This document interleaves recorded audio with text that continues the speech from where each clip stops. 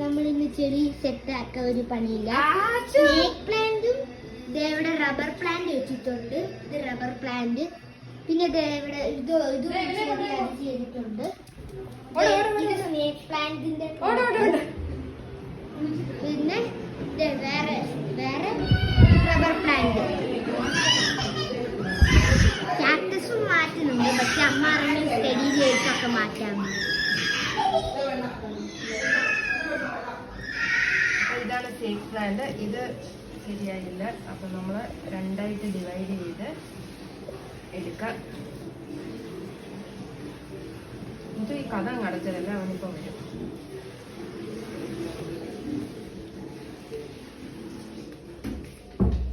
നല്ലതായിട്ട് കൃഷി.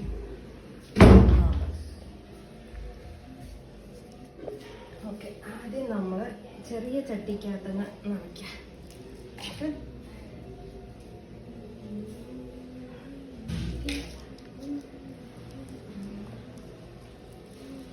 സ്നേക്ക് പ്ലാന്റിന്റെ ഉപയോഗം എന്താണെന്നറിയാമോ? എന്താണ് പറയൂ, ഒന്ന് ആലോചിച്ചിട്ട് പറയൂ. Snake plant poisons. ഉപയോഗം ഒരു ഉപയോഗമില്ല. ഓക്സിജൻ കൂടുതൽ കിട്ടും. ഓക്സിജൻ പ്യൂരിഫൈ ചെയ്യും. പിന്നെ അധികം മെയിൻ്റനൻസ് വേണ്ട, വെറുതെ വെള്ളമൊക്കെ ഒഴിച്ചു കൊടുത്താൽ മതി.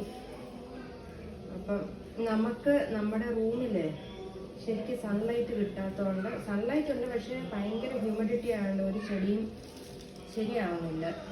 അപ്പം നമ്മളെന്ത് ചെയ്യും, എല്ലാം കൊണ്ടുപോയി അടുക്കളയിൽ അങ്ങ് വെച്ചു. ഓക്കെ, അടുക്കളയിൽ വെച്ചപ്പം സൺലൈറ്റ് കുറച്ച് പ്രോപ്പറായിട്ട് മോഡറേറ്റ് ആയിട്ട് കിട്ടുന്നുണ്ട്. പിന്നെ നല്ല രീതിയിൽ ചെടി വളരുന്നുണ്ട് ഇവിടെ. അല്ലെങ്കിൽ വേറെ ഒരു സ്ഥലത്തും അങ്ങനെ വളരുന്നില്ല. അതുകൊണ്ട് നമ്മളെല്ലാം അടുക്കളയിൽ വെക്കുന്നു. ദെൻ നന്നായിട്ട് ചെടി വളർന്നു കഴിയുമ്പോൾ നമ്മൾ ഒരു ലോട്ടസ് സീഡ് വെക്കുന്നുണ്ട്. ലോട്ടസ് സീഡ് വെള്ളത്തിൽ അരിഞ്ഞ് വെച്ച് കഴിഞ്ഞാൽ വളരുന്ന പറയുന്നത്. ആമസോണിൽ മേടിച്ചതാ. ഇനിയും ഭർത്തണം. പക്ഷെ അത് ചെയ്തിട്ടില്ല. സക്സസ് ആവുക ആർക്കറിയാം. ഇനി വെക്കുമല്ലേ.